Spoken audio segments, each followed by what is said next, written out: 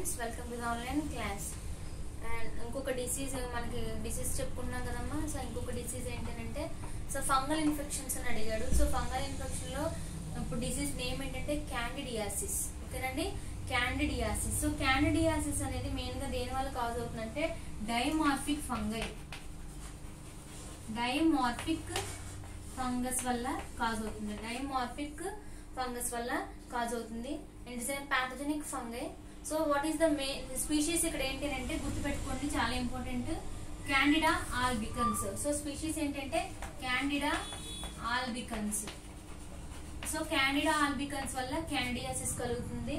It's a east infection. So దీన్ని east infection అని పిలుస్తారు. క్యాండిడా ఆల్బికన్స్ అనేది ఏంటంటే candida albicans. So it cause the candidiasis. It's an yeast infection అని పిలుస్తారు.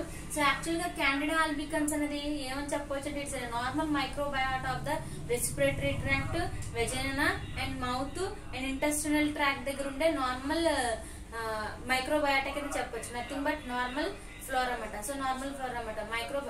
నార్మల్ ఫ్లోరా అని చెప్పాను కదా, the microorganisms which is present in our body, దాన్ని నార్మల్ ఫ్లోరా అని చెప్తారు. సో అలాగే క్యాండిడా ఆల్బికన్స్ కూడా నార్మల్ మైక్రోబయాటా అని చెప్పొచ్చు. అంటే gastrointestinal tract, respiratory tract, vagina and mouth దగ్గర ఇది ప్రెసెంట్ అయి ఉంటుంది. సో ఎప్పుడైతే ఇమ్యూనిటీ లెవెల్స్ అనేవి పడిపోతాయో అప్పుడు ఇది ఏంటంటే ఆపోర్చునిటీ ప్యాథోజన్ కింద మారిపోతూ ఉంటుంది అనమాట. And next coming to the morphology of candida albicans. Candida albicans అనేది ఏ షేప్ లో ఉంటుందంటే it is in spherical and ovoid shape. Spherical and ovoid shape లో ఇది ప్రెసెంట్ అయి ఉంటుంది. అండ్ దీన్ని స్ట్రిక్ట్ ఏరోబిక్ అని పిలుస్తారు. Strict aerobic bacteria. So the presence of oxygen they can survive easily. Strict aerobic bacteria అని పిలుస్తారు. And next it requires moisture for their growth. అది పెరగడం కోసం ఏంటంటే దానికి మాయిశ్చర్ అనేది ఎక్కువగా అవసరం అవుతుంది. So it is also called east infection. Already చెప్పాను ఇక్కడ ఈస్ట్ ఇన్ఫెక్షన్ అని పిలుస్తారు. క్యాండిడా ఆల్బికన్స్ అనేది ఏంటంటే ఎక్కువగా మోస్ట్ ఎక్కడైతే మాయిశ్చర్ కంటెంట్ ఉంటుందో అక్కడ ఎక్కువగా ఇది ఇన్ఫెక్షన్ ని కలుగు చేస్తుంటుంది. ఇప్పుడు మీరు చూస్తున్నారండి, కరోనా వైరస్ అనేది కాకుండా ఇప్పుడు ఇంకొక ఫంగస్ అనేది బయటపడుతుంది, అవునా అండి? సో ఆ ఫంగస్ అనేది ఏంటమ్మా మ్యూకర్ మైకోసిస్. సో మీకు ఆల్రెడీ తెలిసి ఎవరిని అడిగితే మీరు చక్కగా బ్లూ ఫంగస్ గానీ ఆర్ ఎల్లో ఫంగస్ గానీ ఆర్ వైట్ ఫంగస్ గానీ ఇన్ఫెక్షన్, ఐ ఇన్ఫెక్షన్స్ అనేవి ఎక్కువగా కలుగుతుంది. ఇక్కడ మీరు క్యాండిడా ఆల్బికన్స్ ఇన్ఫెక్షన్ ని ఎలాగా ఐడెంటిఫై చేస్తారంటే మొత్తం ఓరల్ థ్రష్ అన్నమాట. మన యొక్క టంగ్ అంతా ఓరల్ థ్రష్ కింద ఉంటుంది. మీరు ఒకసారి గూగుల్లో క్యాండిడియల్ ఇన్ఫెక్షన్ అని కనుక టైప్ చేస్తే మీకు క్లియర్ గా అక్కడ పిక్చర్స్ కనబడతాయి. మొత్తం మౌత్ అంతా, థ్రోట్ అంతా కూడా ఏంటంటే రెడ్డిష్ గా అయిపోతుంది అనమాట. ఓరల్ థ్రష్ అని చెప్పొచ్చు. అండ్ దీని యొక్క పాథోజెన్సిస్ మనం ఎలా అబ్జర్వ్ చేస్తామంటే 5 స్టేజెస్ లో చూస్తామమ్మా.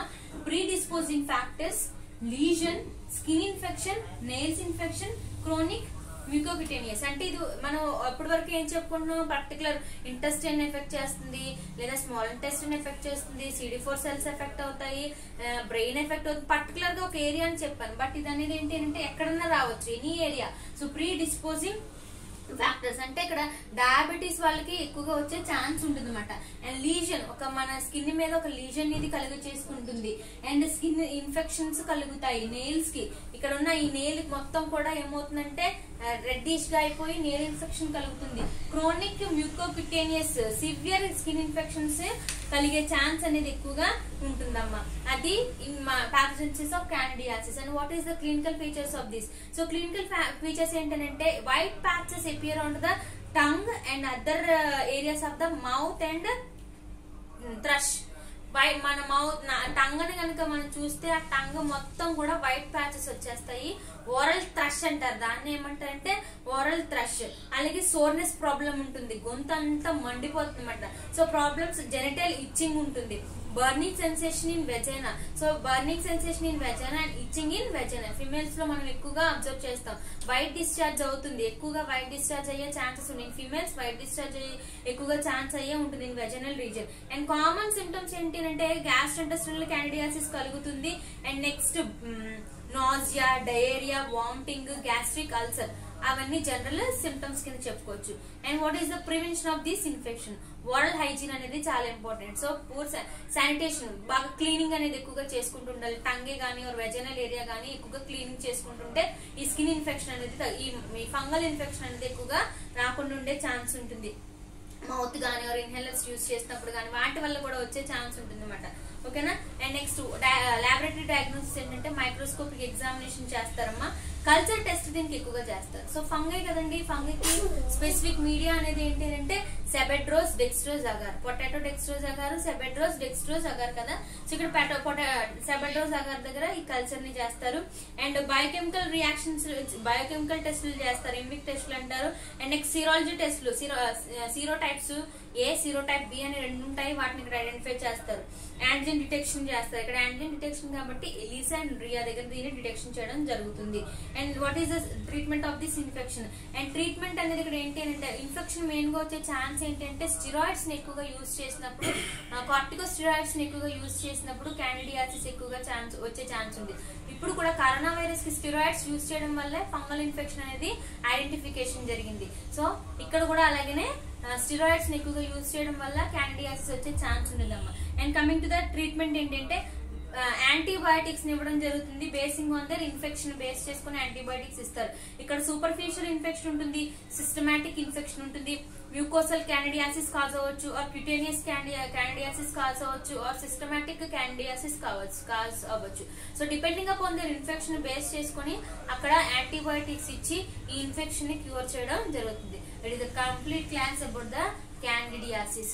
So hepatitis A and candidiasis రెండు కూడా చిన్నవేనండి, షార్ట్ ఆన్సర్స్ కింద మీకు అడుగుతారు. ఓకేనా. సో లాస్ట్ యూనిట్ లో కంప్లీట్ గా నేను అన్ని చెప్పడం జరిగింది. సో బ్యాక్టీరియల్ డిసీజెస్ ఏంటి అంటే tuberculosis, typhoid, and protozoal diseases malaria చెప్పాను, fungal diseases candidiasis, and viral disease వచ్చేసి హెపటైటిస్ ఏ అండ్ ఎయిడ్స్. ఓకేనండి. ప్రతి దానికి కూడా నోట్స్ ని క్లియర్ గా మీరు రాసుకోండి. నోట్స్ పెట్టడం జరుగుతుంది కాబట్టి నోట్స్ రాసుకోండి అండ్ వీడియోస్ ని ఫాలో అవుతుండండి. మనకి last unit, first unit maximum complete అయినట్టే. సో రిమైనింగ్ యూనిట్స్ నేను మీకు క్లాసెస్ మళ్ళీ మీకు ఇమ్యూనాలజీ అనేది స్టార్ట్ చేసి చెప్తాను. ఓకేనండి. Thank you students.